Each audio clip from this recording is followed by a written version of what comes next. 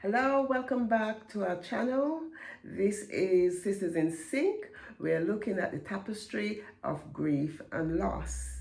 This week we'll be talking about disenfranchised grief. This is a grief that is usually goes unrecognized. It does. I'm Ashana and welcome back to our episode. And as Marcy said, we're looking at disenfranchised grief. So I'm just going to read a little bit of information, definition about what they say disenfranchised grief is. So disenfranchised grief is a term used to describe grief that isn't acknowledged by society. It's the kind of grief people experience quietly because they feel they don't have the right to grieve or they fear others won't understand. It goes on and it says, it's the grief that doesn't get sympathy, cards or phone calls. It's the grief people sometimes hide because they're worried. So someone might say or will say, why are you upset about that? Why are you upset about that? Or it's not that serious. You losing a pet, for example, it's not that serious. You losing an heirloom of a ring or a sort of piece of jewelry that you might have got from your grandmother, or why are you grieving that? Well, it's not that important. This is what we're talking about when we talk about disenfranchised grief. Yes. And then another thing that they say, that society tends to have a narrow view of what counts as grief. And we recognize bereavement. We said that in our last episode. Right. Bereavement of a loved one, society recognizes that. But when anything outside of that can be dismissed or minimized. Amen. And then there's another definition by Kenneth Docker. He says that grief is not socially sanctioned. So disenfranchised grief is a grief that is not socially sanctioned, openly acknowledged, or publicly mourned. He said it's a feeling of I don't even have the right to be sad about this. I don't even have the right to be sad about this. And isn't it funny, because when we talked about, losing a job or, losing, let's talk about losing a job, the people say something like, oh, you can get another one, or if somebody loses a child, you might have like 5 children, and you lose one. And they say, some people have the audacity to say to that individual, you've got 3 left. Yeah. Now, think about if you have 10 left, yes, and you've lost one. That one is still a grief. Your child. It's your child, your loved one. So we can be very insensitive in what we say to individuals who are going through grief and loss.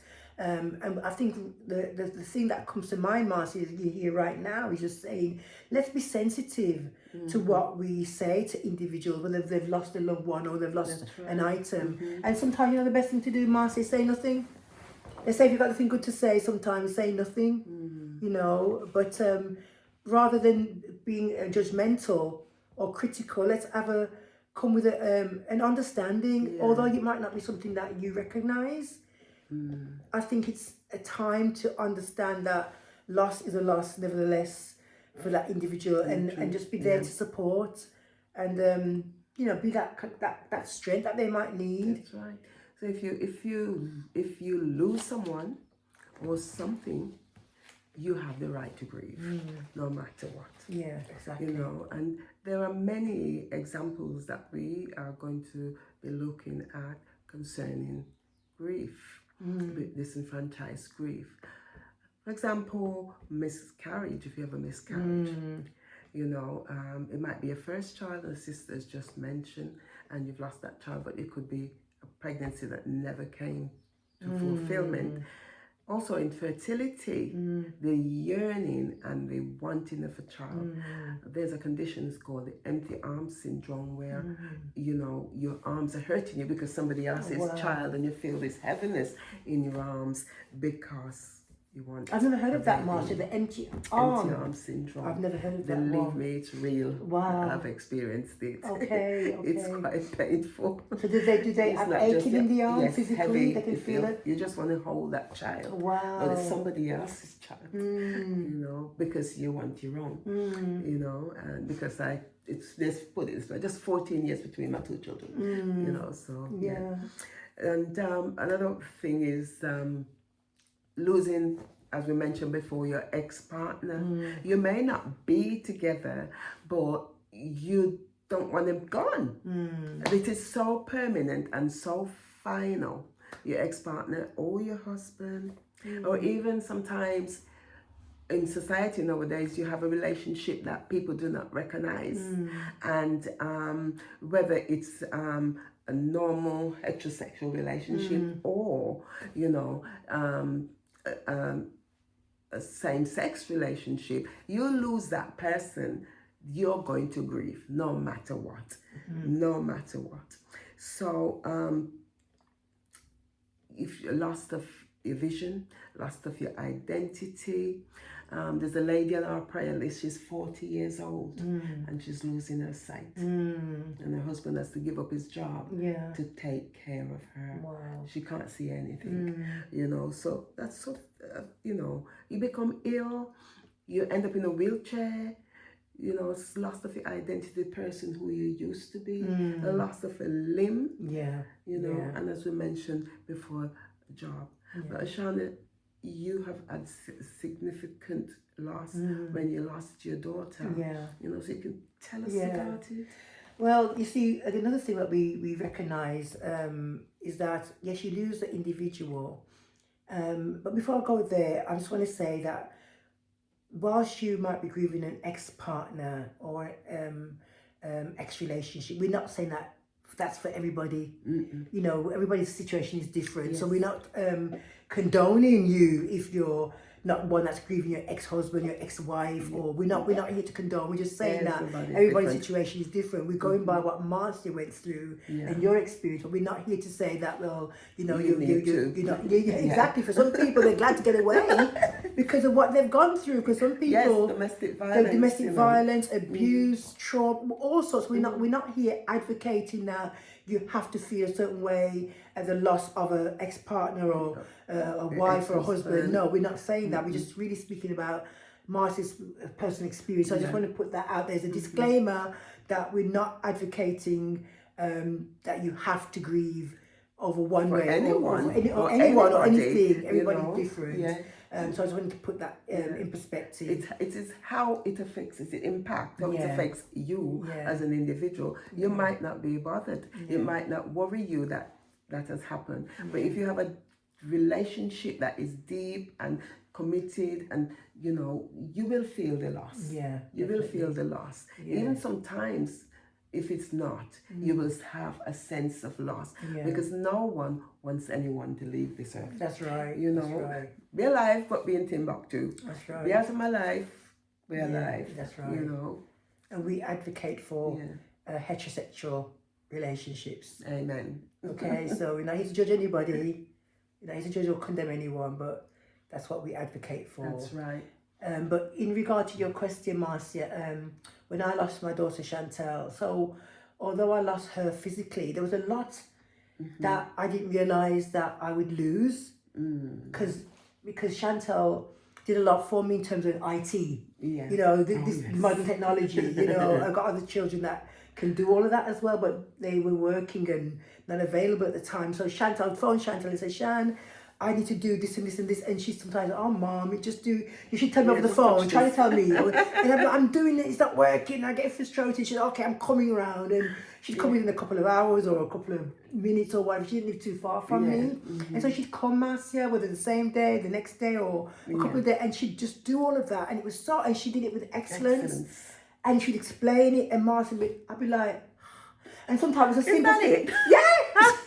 Sometimes it's a simple thing, Marcia, that I couldn't do. You know, when I was writing my book, The Silent Thief, you know, she was a tower of strength because obviously her being an author and English was her speciality. Yes. She was able to do a lot of things that I didn't know how to do. And so not just missing her physically, her presence and her laughter and her smile and all of that, it's the other things that go with it.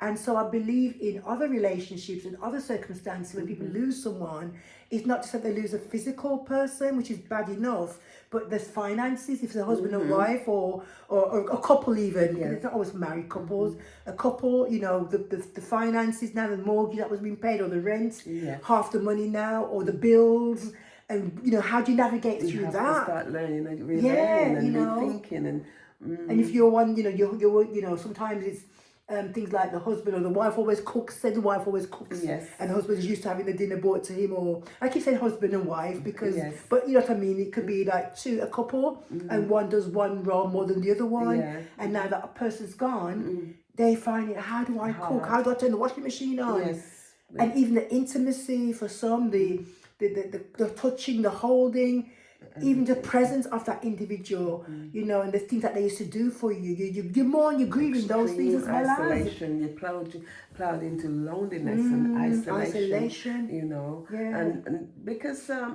disenfranchised grief isn't recognized, that's where people sort of distance themselves. They don't ask you how you are, how you feel, or what happened. They'll ask you about the kids, how they're coping with the loss of their dad, or how are they coping with the loss of their mom. You know, you know, your ex-partner, but they're not going to ask you about yourself because it's awkward. It's awkward.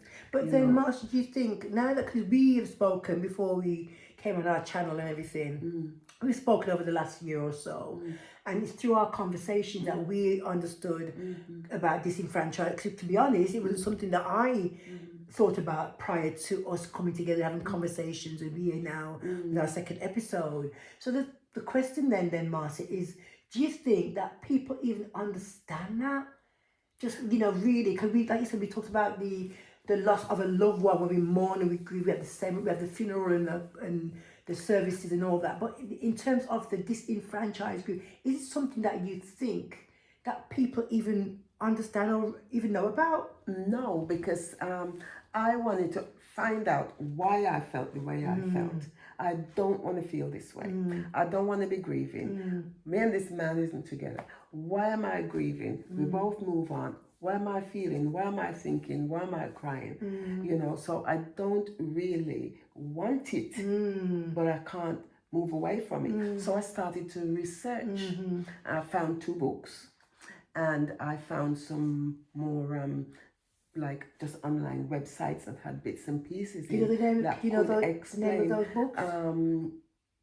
We could tell our audience. Not at the moment. I think it is Coping with the Death of My Ex is one of them. Okay. And that was on Amazon, you know, and I can't really recall the name of the other one. But there was a couple of other links as well. So I started to read and think, what is this? These people are saying, this woman is saying that this man, she's married, living her life, and somebody come and knock on the door, and the ex-husband said, you're responsible for my funeral. Wow. And she has to go and sort it out. And she also said that people didn't ask her how she was, they just asked her how her kids were, you know. But she find, even recently, I know a lady who divorced, and she has to get in there and get involved. So then that definition came up, that it is disenfranchised grief, one that is not recognized. And it is not, it is a very hard thing, because sometimes you don't even know how you're actually feeling, and you feel like you can't even show it.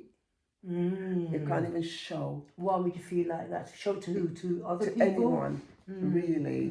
You know, you can't even show to anyone that you're breaking inside, because they wouldn't understand, because they think, oh, they've been apart from this long time, and why she, it's like you're mad. You're behaving like irrational, irregular, like you're mad. You know, so it's really hard until someone really understands. So I had to find out for myself, why on earth am I feeling like this?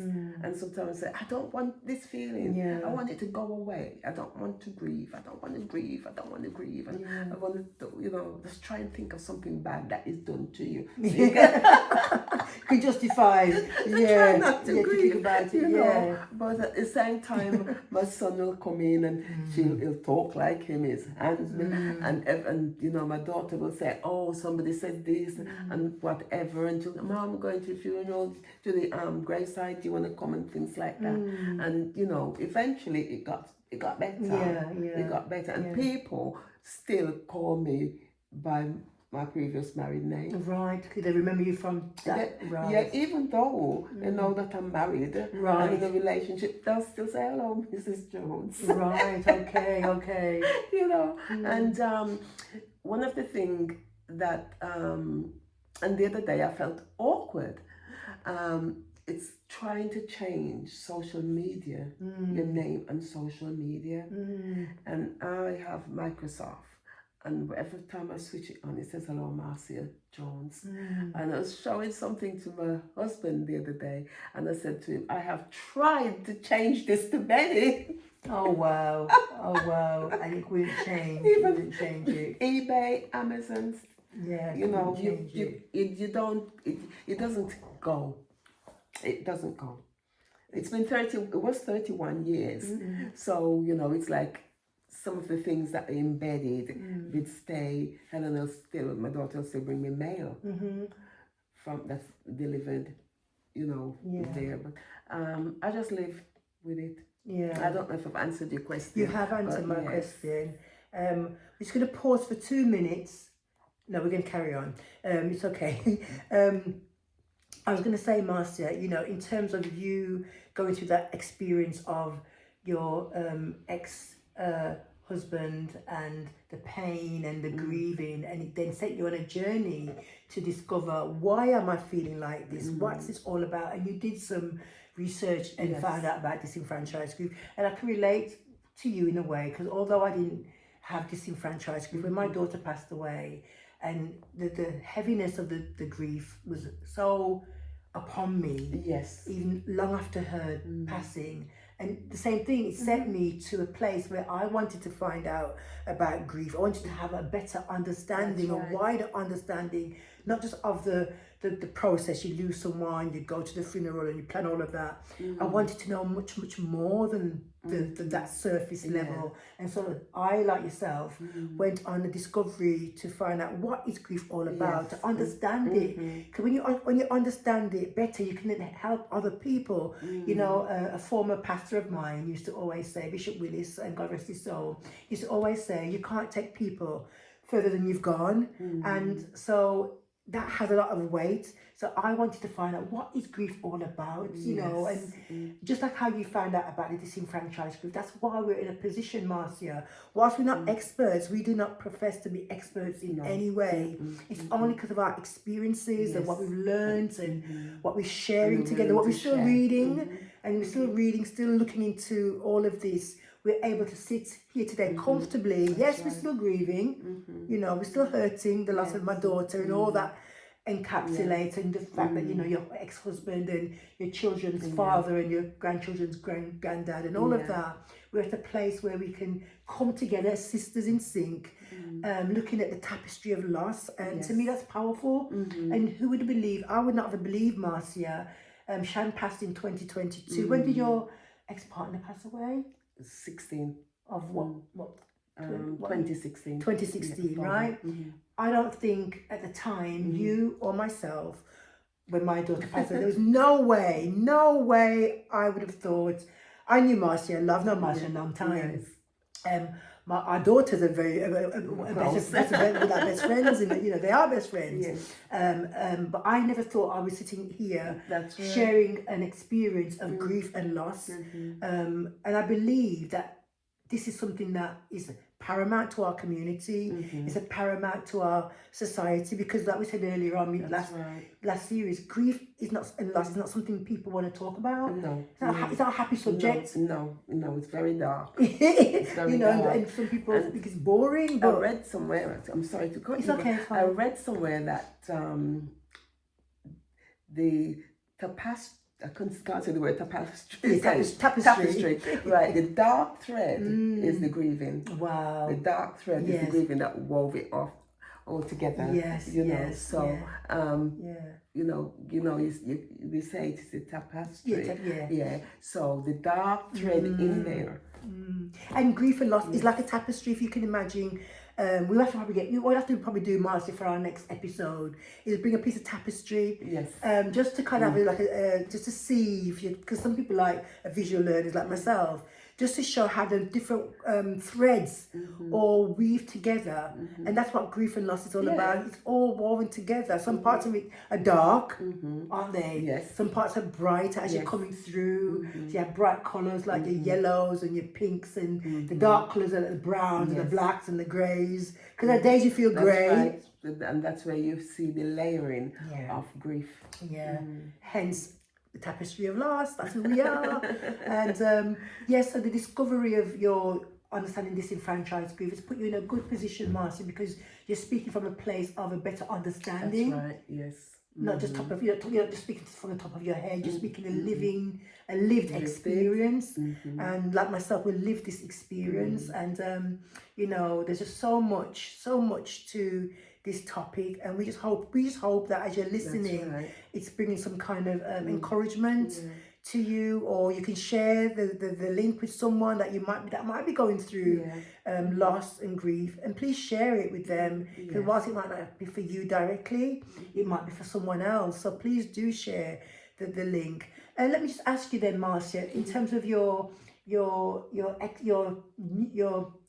ex-partner passing away, let me ask you a question, and you feel free not to answer. You don't under pressure. So how does your new husband, how did your current husband, rather I should say, your current husband, did he understand all of this disenfranchised grief, how you were grieving for your ex-husband, and what was that about? If he didn't understand, he didn't show it, and he allowed me to talk. Wow. And I did talk and reflect and talk and reflect and reflect, so it didn't show that it bothered him, and he did not express that it bothered him, and I made sure that I didn't sort of make him feel uncomfortable in any way, but I'm the one, I think, that felt, don't say it, don't talk about that too much, don't do that, don't bring up his name or whatever, because he's gone, and I'm in a relationship with a new husband. I need to put my priority here with my new husband, not in the grief. So it's not a very good place to be. I was going to say to be trying to grieve, having a grief that you didn't want, you didn't ask for, you can't get rid of, but it's still having to try and focus on the fact that you're in a relationship, and although he's supportive, it's almost nothing to do with him. It's a strange thing, isn't it, really? And I'm not sure how many people experience that, Marcia, if truth be told, because you're in a new relationship, not necessarily married, but you're in a new relationship, but but you're grieving the loss of a previous partner, and like you said, the fact that your current husband allowed you to speak about that, which is brilliant, because I'm sure that in some situations that wouldn't be the case, because you're in a current relationship with this new man or this new woman as your new partner, and then you're mourning and grieving and crying about an ex-lover, ex-partner. That in itself can cause a lot of conflict in that new relationship. Because they expect that, the expectation might be, why are you holding on? You don't love me, you love that person more than me. And so it's nice to know that your husband was very supportive. And I'm just wondering how many people out there, Marcia, have experienced that or will experience that. Because you might be in a new relationship now, and you moved on from a former relationship, but then when that time comes, when that person passes away, that could be, you could find yourself in a position like yourself. What would you say to somebody that might experience that? I would say just take time with yourself. Um, be mindful that you are in a new relationship and you need to be fair. You have to put him as priority. I didn't just open up to talk to him about everything because what's going on is in your mind. So therefore, I maybe have the ability to switch off. But then I could talk to my daughter, I could talk to my son, and I could talk to other people, and try and carry on my life as best as I possibly can. But then the question then, Marcia, is when you're talking to your daughter, your son, and a friend or whoever, I would just say make sure it's a trusted individual. That's right. Because someone could go back and cause havoc in your current relationship. If they don't understand, they could go back and say to your partner, or Marcia or Tom or Jerry, whoever your name is grieving. And if the partner doesn't realize that's what you're going through, imagine. It's the nature of your partner. It's the nature, because if he was a wife and he's jealous of a dead person, something seriously wrong with him. But then again, they might think something seriously wrong with you. They turn it around, they might think, why are you grieving? You were thinking... That's why disenfranchised grief is there. They think, look at this woman crying and doing this and doing that, when she should be getting on with her life. Look at what has happened, and, that sort of thing. But... I think it works both ways, doesn't it? I think the thing is just finding someone that you can trust and share with, even if it is your spouse or your partner, to do that. But I think it's about being sensitive, isn't it? About being sensitive to that. That's a hard one, but like you said, you're entitled to grieve the loss, and memories. They're shared memories, good, bad, or indifferent. And so, again, it's all the tapestry, isn't it? Coming back to what we say about the tapestry. So, where are you now, though, in all of this? Where are you now, today? I'm in a comfortable place. I get on. I don't think... If I wasn't, I wouldn't have been able. Because do you remember when Marcia asked us to do that... I think you're the one that sent it to me, that 90 days challenge. For the book. Yes, I did. And I took it on. Yes. And Chantel was the person that was reading through my mumble jumble. And I sent Marcia a message that says, I need counselling. Because all this outpouring came out. It's still the 30,000 words is still on my laptop. All this outpouring came out, and it was a healing as well. I haven't gone back to really done anything enough with it. She kept saying to me, you need to get that book out there. So that was one way of sort of getting it off my chest. But I think I feel that I'm in a good place. Good. I think a good thing that you just mentioned about writing. After yourself. Writing as well. You talked about writing. People journal. Writing down how they feel, and your 30,000 words that you've got on your laptop or your computer, it will come into it. We're looking forward to that book when you write that book. But it's like therapy, isn't it? Because one of the things that I do in grief coaching is my program is about writing. Writing a letter, and even writing to that deceased person. And sometimes you don't have the words to verbally say, but you can get into that place. You can just write down how you're feeling, and you can just keep that, or you can burn it, you can get rid of it. But sometimes just to get that emotion out, get that feeling out on paper, you don't have to share it with anybody, or you can, as the case may be. And you never know, it could turn out into a book or a journal or something. But don't be afraid to write how you're feeling, and share that with someone that you can trust. There's just so much. I think the good thing is that I've been journaling. Not continuously, but I've been journaling over 30 years. Before Alex was born, Alex 34. So I've got stuff before he was born, right the way up. Some of the good stuff, some of the bad stuff. And Chantel said, I want to read that. You don't want to read the diary of a mad black woman, Chantel. You know, so, and then I have that to contrast. So I can go back and see good things, and then I can see, because there's up and down in every relationship, you know. And so I had to deal with the divorce, and I had to deal with the bereavement, and deal with my children's grief, and come to terms. And you have to come out stronger. Yeah. You know, whether they take it out in your body, I don't know, but you have to come out stronger, because you have to carry on. And the next generation's coming, the grandchildren, you know. So you know, I can say rest in peace, you know, and just move on.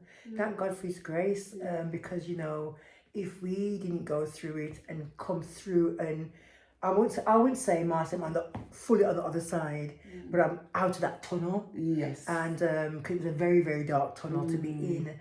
And if you are grieving, if you lost someone, we sympathise with you, our condolences to you, and we just pray that your strength will, you know, will come in the days, weeks, months, and even years ahead. But if we weren't in a place now where we've come through a healing process, we wouldn't be able to do this, Marcia. No. Because unless you are kind of healed in a way, and you know, you can't share your story, but you have to be in the right place, right frame of mind to be able to sit and talk about something that's so hurtful and painful. And I just want to say thank God for the grace that He's given unto us to be able to come together as sisters in sync, to look at this tapestry of loss. Because this is what I'm saying about when I was writing the book, where I reached out. I didn't go in the end. I just left it for a while. But you're crying. You're writing something, and you find yourself in floods of tears, and it's emotionally. It's a turmoil, and then you leave it, and then you go off, and then you come back into another story that makes you laugh, you know, comparison or something, and then you're crying again, and it's like living the whole thing all over again. But at the end of the day, it's like you're burying it at the same time as well. It's gone, so you can move on. In the same way the emotions comes up in the book, it's the same way bereavement comes up. One day you're in denial, one day you know, you move your way through the 5 processes, anger and acceptance. That's right. It becomes to acceptance at the end of it, and you know, you're feeling better in yourself. Then you can help someone. When they reach that position, you can say, I fully understand what you're saying. I cannot say I know how you feel. That's right. Because your feelings are different from what I felt. But you know, I'm here. If you want to talk, I can. I've got a listening ears. I can listen to you. Whatever you're saying matters, and it's valid. It's important, and speak it out loud so that in this enfranchised grief, they can see that you mean what you say with intention, that what they're feeling really matters. And we're winding down shortly now, but one thing that just came to mind as you were speaking, Marcy, that, you know, no grief is the same. They're not the same. So if I've lost a daughter and you've lost a daughter, you kind of have a understanding, but my grief isn't your grief, and your grief is not my grief, because we have our own relationship. So sometimes people say, I understand. No, you don't really, because it's an individual thing. Whilst it's similar, it's not the same. And so we can't say, well, mine's worse than yours or mine's better than yours. No, it's your own individual personal relationship with that loved one. Would be a mother, a father, a sister, a brother, a child, ex-husband, ex-partner.